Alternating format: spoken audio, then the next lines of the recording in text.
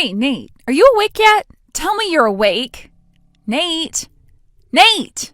Hello? Ugh, Mandy, seriously? What is it now? Excuse me? What kind of attitude is that? I was in the middle of work and I saw that you were blowing up my phone with calls and texts. I figured something was wrong, so I went on break just in case you had something urgent to tell me. Work? Yeah, work. You know, that thing people are typically doing at this time of day. I'm actually in the middle of a business meeting right now at a client's office. You're at work? But it's the middle of the night. Yeah, I'm overseas for a business trip. Still got another month to go over here, so yeah. Wait. Hold on. You're abroad? For real? Yeah, I thought I told you I got transferred to the international division. Didn't I mention that? I mean, maybe, but I didn't know you were out of the country. That kind of seems like something you should give a heads up about, you know. Mandy, if I had to tell everyone every single time I hop on a plane, I'd never stop messaging people. I just can't keep up with that. And when I'm out of the country, the time difference makes it hard to respond right away, okay?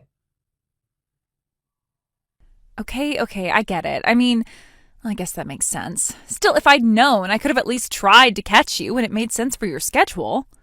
Right, but like I said, I really don't have time to send out a travel bulletin every time I fly somewhere. Anyway, if this isn't actually urgent, I kinda need to wrap this up. Come on, really? Just a few more minutes. You're literally texting with me, not some random person. Yeah, and no offense, but it doesn't matter who I'm talking to. Right now, work has to come first. Fine, whatever.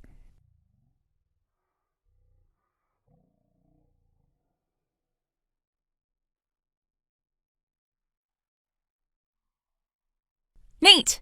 Hey, Nate, you there? Oh, come on, not again. What's that supposed to mean, not again? I mean, ever since you moved away 3 years ago because of your dad's job transfer, it's been so hard to catch you. That's not my fault. Besides, it's not like you're the kind of person who checks in regularly. Let's be real here. We were next-door neighbors for 7 years, and our families were practically attached at the hip. I know you better than most people ever will. So, yeah, I've been making the effort to message you and stay in touch. I'm just trying to keep the connection going, that's all. Yeah, okay, but seriously, why does it feel like you always wait until I'm in the middle of work to send these messages? What? It's nighttime. How was I supposed to know you'd be working now? Because I'm still on that overseas business trip, remember? I told you I'd be here for at least another month. You've got to think about the time difference when you're messaging me. Wait, you're still abroad? I said 2 weeks ago that I'd still be over here for another month. And tell me, Mandy, has a month gone by yet? Oh, yeah, I guess you're right. Okay then, okay, I'll let you get back to work. You can focus on whatever you were doing. While you're busy, I'll just type out what I wanted to say here in the chat. You can read it later and reply when you've got time. Sounds perfect, thanks. Alrighty then, I'll just drop it all in here, nice and neat. So listen, I heard something wild from a friend of mine. Apparently you're planning to propose to someone you've known since you were a kid? Like, what? I was honestly shocked, I mean it, but maybe it makes sense. Even when people are far apart, sometimes their hearts stay connected, right? Maybe that's what's going on here. Ugh, I'm just getting giddy thinking about it. You're gonna propose? That's such a big deal. When are you gonna do it? But, oh, maybe I shouldn't even know about this stuff. Maybe it's supposed to be a surprise. Like one day out of nowhere, you show up at her door and say, "My love, I've been waiting for this day all my life. Will you marry me?" Oh, so sudden and romantic.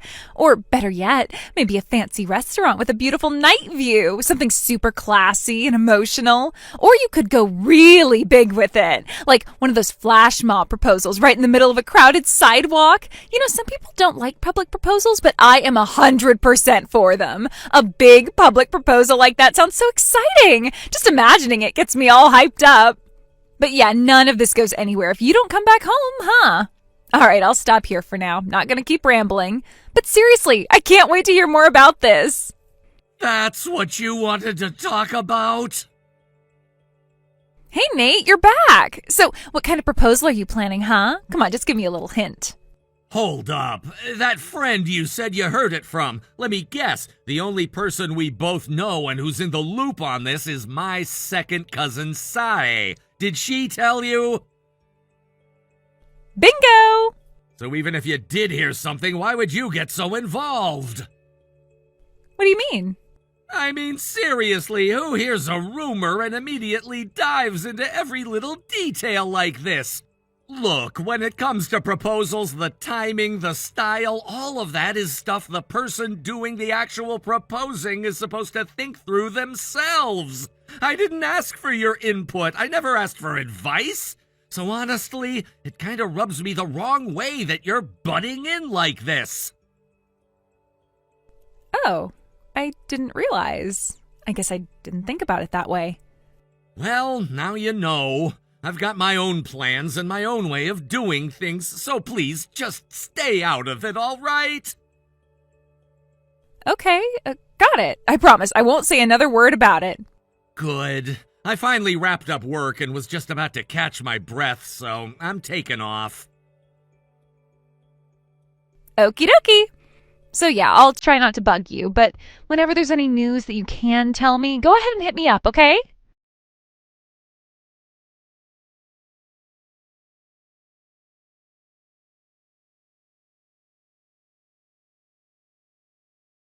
Hey, Holly, I know I just saw you, but I wanted to say thanks again. Hey, Nate. Wow, you couldn't even wait a few hours, could you?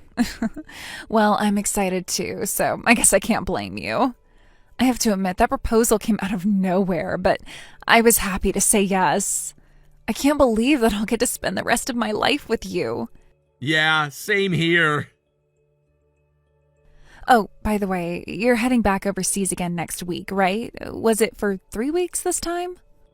Yeah, that's right. It was kind of a last-minute decision. I only just got back from the last trip, and now they're flying me out again. Total whirlwind. But it should be fine. By the time the wedding rolls around, this current project should be wrapped up, and things should finally calm down.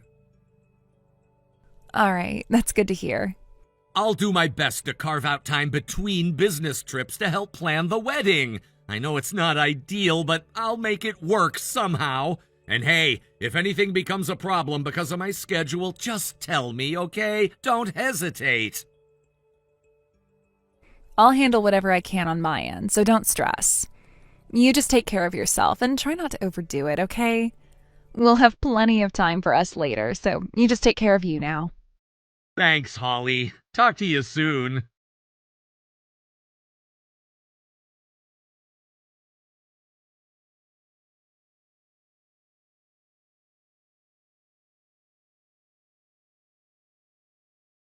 Nate, hey, it's me again.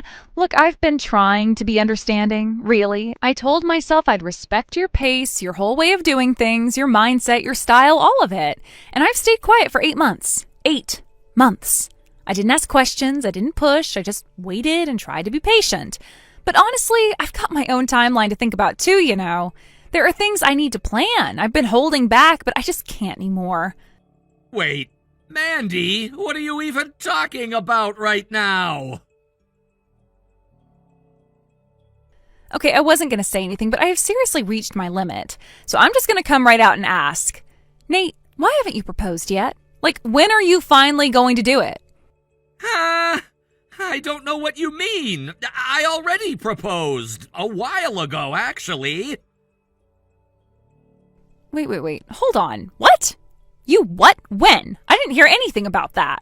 Well, I didn't exactly send out a press release or anything. No one told you because I didn't feel the need to broadcast it.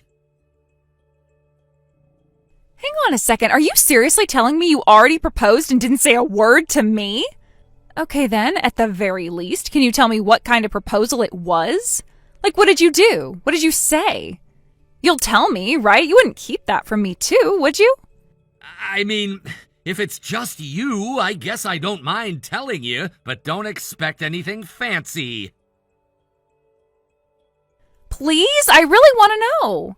Honestly, it wasn't anything flashy. We were just at our usual cafe, the one we always go to. I pulled out the engagement ring and asked her to marry me. That was it. That's it? Just like that? Yeah, that was more than enough for us. It felt right. We didn't need anything big or dramatic. Oh, come on. Couldn't you have made it at least a little more romantic? If it were me, I'd want the proposal to happen in front of the castle at Disney World with fireworks and music and all that magical stuff. So, when are you proposing? Ideally, I'd like it to happen sometime this week. What, this week? Yeah. The thing is, I already went ahead and booked a huge wedding venue. It's scheduled for the first Sunday of next month. Wait, what? You booked a venue? But why? Well, duh, the answer was always going to be yes. And it's the one wedding hall I've always dreamed about. It's crazy popular and super hard to book, but then I heard someone canceled and I just knew I had to jump on it, so I locked it in immediately. On my end, the invitations have already gone out, people have started RSVPing, and my guest list is all set. But your side? Totally blank. We've only got a month until the big day, so we really need to move fast. Which is why, honestly, it'd be better if you could just go ahead and propose now. Mandy, what exactly are you talking about right now? Oh, it's fine, no worries. I went ahead and made a reservation at this amazing French restaurant. It's one of those fancy 3-star places that all the local influencers are always posting pictures of. So let's do the proposal there, okay? It's gonna be super romantic, just like in the movies. Oh, wow. Where do I start? Well, first things first, why don't you go ahead and have a seat, Mandy? I'm already married. Huh? Yeah, I had the ceremony today, actually. It just got finished a few hours ago. Hold on. What are you talking about? You said you were going to propose to someone you've known since you were a kid, didn't you? And come on, when you put it that way, who else could you possibly mean except me? I mean, seriously, Nate, I'm the only person who fits that description. Yeah, about that. We were neighbors from my first year of high school until I finished college, so that's what, 7 years total? But we went to different schools. We barely even saw each other, maybe a couple times a month at most. We never really hung out or did anything together. I mean, is that even what you'd call someone that you've known since you were a kid? Honestly, from my point of view, you were just a neighbor who was around the same age as me and lived next door for a while. That's it. Are you serious right now? You said you were going to propose to a childhood friend, and now you're married? So, what does that make me? I don't understand, Nate. Make it make sense. Who in the world did you propose to if it wasn't me? Yeah, see, that's what I was trying to explain to you. It seems like there's been a major misunderstanding here. When I said I proposed to someone I've known since I was a kid, I meant someone I've known literally since I was born. Huh? Since you were born? Yeah, before I ever moved next door to you, back when we were still living in the next county over, there was a girl in my old neighborhood who I grew up with. We were in the same grade, lived a few houses apart, we were really close. So yeah, she's just about the only childhood friend that I have, at least in my mind. That can't be right. Our dads were best friends back then, so even after my family moved, we kept in touch all the time. We'd message each other, meet up now and then, and just stayed connected in general. And then 3 years ago, when my dad got transferred back to the main office, we moved back to our old house. Not long after that, I told her how I felt, and we started dating. And now, today, we got married. Wait a second. Are you saying you were dating both of us at the same time? What? No! How did you even come to that conclusion? Because every time I texted you, you'd reply in this cold, awkward way. You were totally stiff. There was no warmth at all there. And I figured, well, maybe you were just shy. Like you liked me, but didn't know how to say it. You were nervous, right? That's what it was, wasn't it? No, that's not true at all. You've got the completely wrong idea about everything. If I'm being totally honest, I found it incredibly uncomfortable the way you kept pushing into my personal life. It's like you didn't care about boundaries at all. Frankly, Mandy, I didn't even want to message you. I avoided it whenever I could. You were interfering with my work. I was getting distracted, stressed out. It was just a constant drain. No way. Well, if that's how you felt, then I wish you just said so from the start. But no, instead you decide to string me along. Don't give me that. I was honest with you every step of the way. I told you multiple times to leave me alone. No, you didn't. Yeah, I 100% did, but you kept twisting it around in your head. You convinced yourself I was just being shy or flustered, but it seemed like the more I tried to push you away, the more you kept clinging to me. That's why when I moved, I made the choice to scale back our contact to the bare minimum. I wanted to avoid drama, and honestly, I just wanted space. What? Are you serious right now? You want to know how serious I am? I actually thought about blocking you, but I figured you'd find my address anyway, since you apparently got it from the Christmas card my mom sent out. So in the end, I left you unblocked just to avoid making things worse. Are you kidding me? This is insane. I have never been so humiliated, so hurt in my entire life. She lied to me. I'm gonna sue her for all the pain and suffering she's caused me. Yeah, I really wouldn't recommend that. Why not? Because Saya actually came to our wedding. She's sitting next to me right now, in fact. She told me exactly what happened and exactly what she said to you. She told you directly that I had been dating my childhood friend for a long time and that I'd finally decided to propose.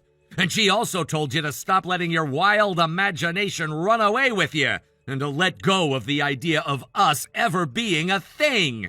She said she warned you, told you to move on. She did? But... She told me later that she never would have thought that somehow you would manage to twist what she had said into me planning to propose to you. If we'd known that's how delusional you were, she would have called your parents and recommended that they have you committed. Hey, that's kind of uncalled for. Honestly, Mandy, you really need to work on listening to people properly. You've got this habit of hearing only what you want to hear and rewriting the rest in your head. That's not healthy. Wow, okay, jeez. You're making me sound like I'm the bad guy here, like I'm some kind of crazy, delusional woman with an unhealthy obsession with you. That's because, well, you kind of are. Hey! I know it's harsh, and I'm not trying to be cruel, but someone had to finally say it to you straight. You've got to face reality, Mandy. You've got to stop spinning these fantasies around people who don't feel the same way. Actually, I think the fact that you yourself realize that you sound like a delusional, obsessed psycho is a big step forward. Maybe, finally, you're starting to see it. No. Oh, and one more thing. Don't bother coming over to my place. We already moved into our new home. You wouldn't find us anyway. So, yeah, this is goodbye. Wait, just 1 second. You can't just end it like this. What about the wedding? I reserved the venue for us. Now I'm gonna have to cancel it, and that means there'll be a cancellation fee. I thought you were going to cover everything. I don't have any money.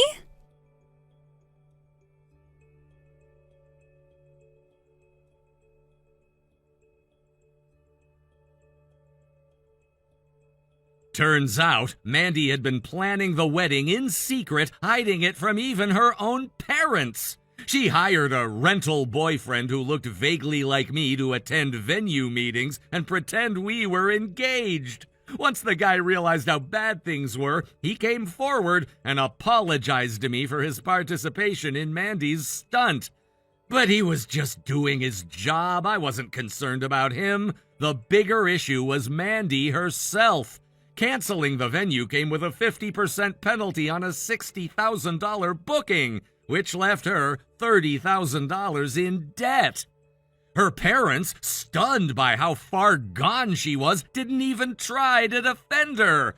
They quietly picked her up from her apartment and placed her in a job at a factory run by a strict, old-school boss with a reputation for discipline. Last I heard, she's still working there. Hopefully, reality has finally caught up to her.